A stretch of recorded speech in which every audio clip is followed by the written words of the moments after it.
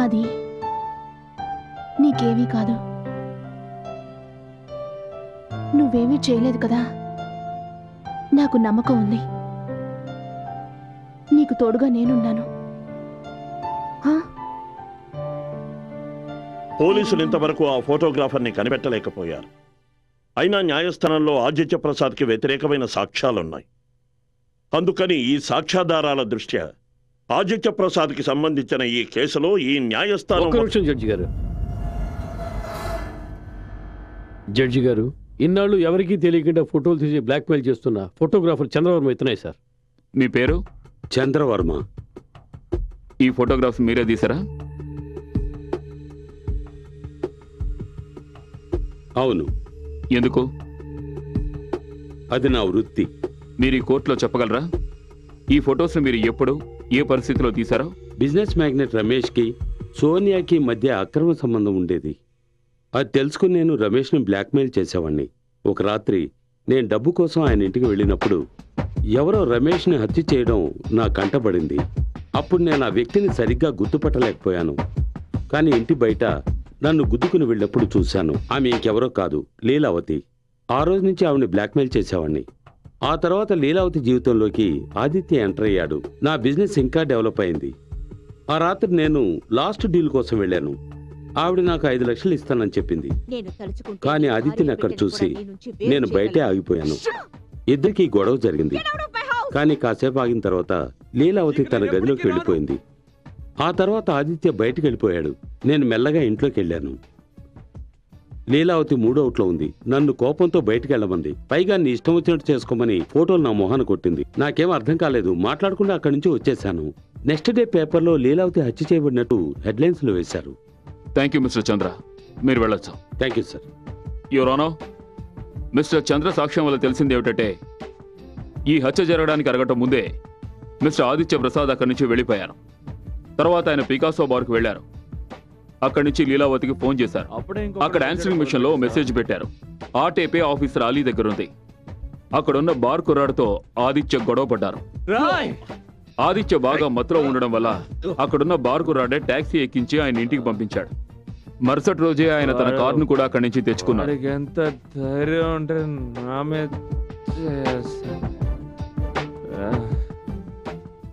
ఈ విషయం బార్ కుర్రాళ్లే సాక్ష్యం చెప్తారు.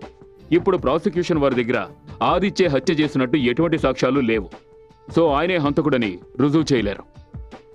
అందువల్ల నేను ఈ కోర్టు వారిని మిస్టర్ ఆదిత్య ప్రసాద్ ని నిర్దోషిగా విడుదల చేయవలసిందిగా కోరుకుంటున్నారు. మిస్టర్ శరత్, మీరేమైనా చంద్రవర్మని క్రాస్ ఎగ్జామిన్ చేయదలుచుకున్నారా? No your honour.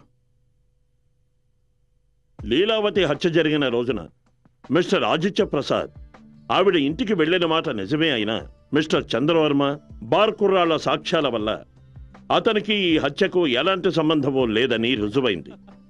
ప్రాసిక్యూషన్ వారు ఇంతవరకు ఎన్ని సాక్ష్యాలు ప్రవేశపెట్టినా వారు ఆదిత్య ప్రసాదే లీలావతిని హత్య చేసినట్టుగా రుజువు చేయలేకపోయిన కారణంగా ఈ కోర్టు మిస్టర్ ఆదిత్య ప్రసాద్ని నిర్దోషిగా భావించి విడుదల చేస్తోంది. అసలైన హంతకుడు ఎవరన్నది కనిపెట్టవలసిందిగా పోలీసుల్ని ఆదేశిస్తోంది. The case is dismissed. Babu. Hi sir. Hello. Have a seat. You are a very lucky man. మీ భార్య ఎంతో తెలివైంది. ఒకవేళ మీ ఆవిడ లాస్ట్ మినిట్లో ఆ ఫోటోగ్రాఫర్ని కనుక తీసుకురాకపోయి ఉండుంటే ఈ కేసు మరో రూట్లో వెళ్ళుండేది. 1 మినిట్. చంద్రాని సత్య కాదు దివాకర్ తీసుకొచ్చాడు కదా? కాదు. దివాకర్ కేవలం అతన్ని కోర్టుకు తీసుకొచ్చాడు.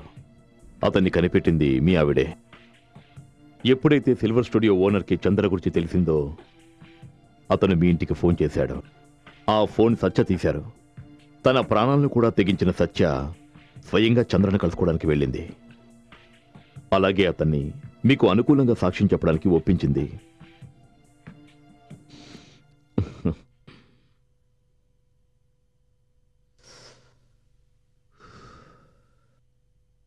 నమస్తే సత్యవతి గారు. భార్య అంటే ఇలా ఉండాలి.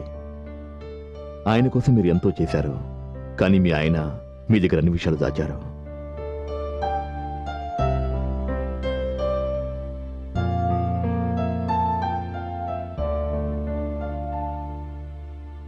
మీరు టీ తాగండి, నేను బయలుదేరుతాను.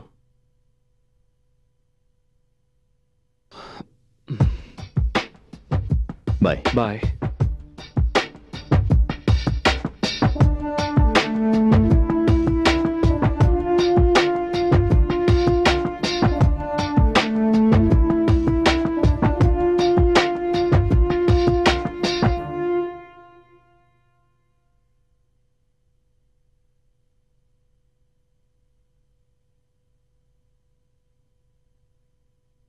నేను దేన్నైనా భరించగలను, కానీ నా కొడుకు తండ్రి నీడ లేకుండా బతకడం నేను చూడలేను.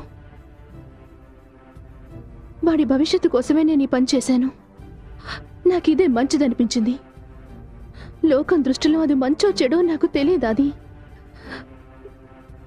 నేనొక తల్లిగా ఆలోచించాను. నువ్వు చెప్పేదాన్ని బట్టి చూస్తుంటే నీకు అంతకుడు ఎవరో తెలుసా? తెలుసు. అయితే మరి కోర్టులో అతని పేరు ఎందుకు చెప్పలేదు? ఎందుకంటే హంతకుని పేరు చెప్తే నా కొడుకు తన తల్లికి దూరం అవుతాడు.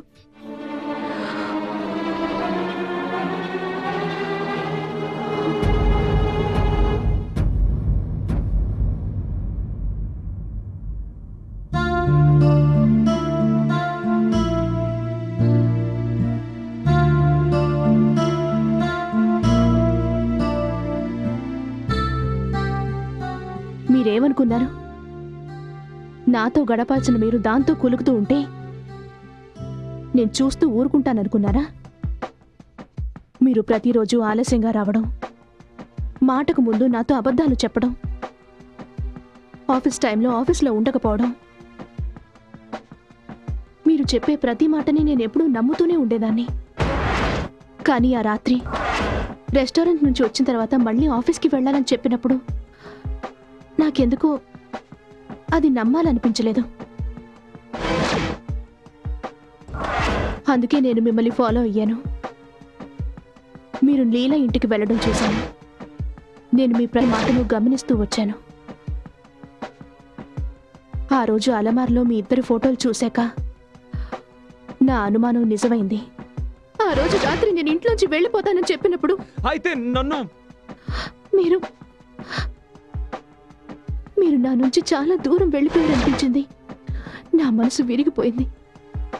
కానీ నా కాపురం చెడిపోవడం నాకు ఇష్టం లేదు. అప్పుడు నేను నిర్ణయించుకున్నాను, లీలని కలవాలని. నేను తనకి ఫోటోలు చూపించాను, నచ్చ చెప్పాలని ప్రయత్నించాను, మనిద్దరి మధ్య నుంచి వెళ్ళిపోమని చెప్పాను. కానీ తను నేను చెప్పిన ఒక్క మాట పట్టించుకోలేదు. పైగా నన్ను ఇంట్లోంచి వెళ్ళిపోమని చెప్పింది. లీలా! నేను తనకి ఎంతో నచ్చ చెప్పాను, కాళ్ళ వేళ్ల పడ్డాను, నా బిడ్డ భవిష్యత్తు గురించి ఆలోచించమన్నాను. ఎంత బతిమాలుకున్నా తను ఏమాత్రం కనికరించలేదు. పైగా నేను నిన్ను సుఖపెట్టలేకపోతున్నానని, అందుకే నువ్వు దాని దగ్గరికి వెళ్తున్నావని, మన పవిత్రమైన బంధాన్ని అపవిత్రం చేసింది, మనిద్దరిని విడదీస్తానంది. దాంతో నేను తట్టుకోలేకపోయాను. నేను చేసిన నేరానికి నీకు శిక్ష పడుతుందని నేను ఊహించలేదు.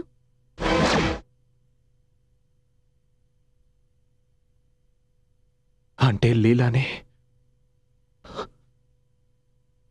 నువ్వు? అవును, నేనే.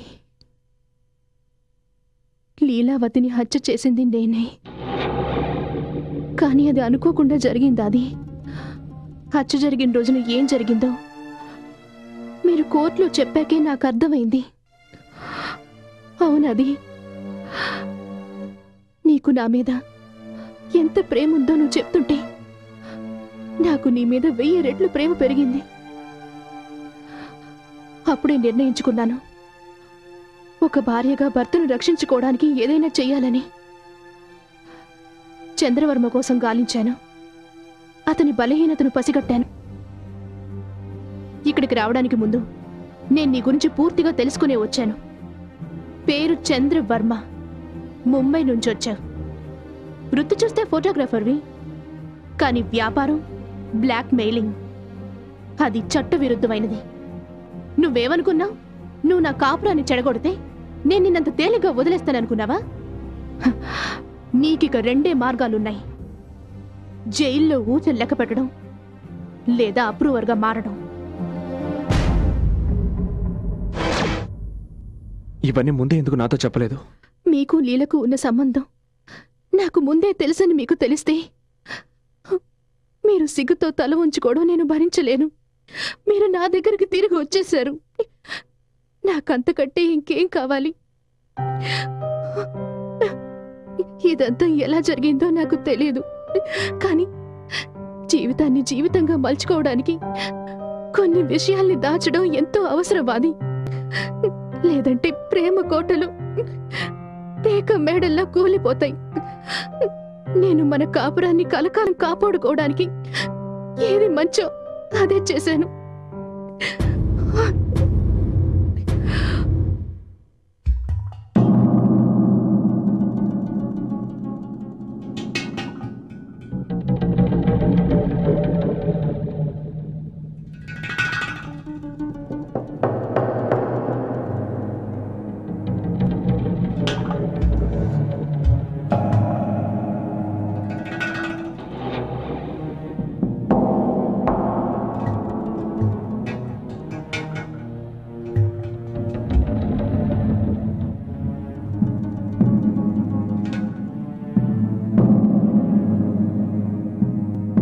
నా లైటర్ ఎప్పుడు తప్పుడు టైంలో సిగరెట్ వెలిగిస్తాను, రైట్ టైంలో లైటర్ని మర్చిపోతాను. కరెక్ట్గా చెప్పారు సత్యవతి గారు. జీవితం ఒక నాటకరంగం అన్నాడు షేక్స్పియర్. అందులో కేవలం మనం కథాపాత్రలో మాత్రమే. దాన్ని మీరు నిజం చేశారు. అలా చేయలేదంటే మీ జీవితం నాశనం అయ్యేది. నా వల్ల మీ జీవితం కూలిపోవడం నాకేమాత్రం ఇష్టం లేదు. All the best.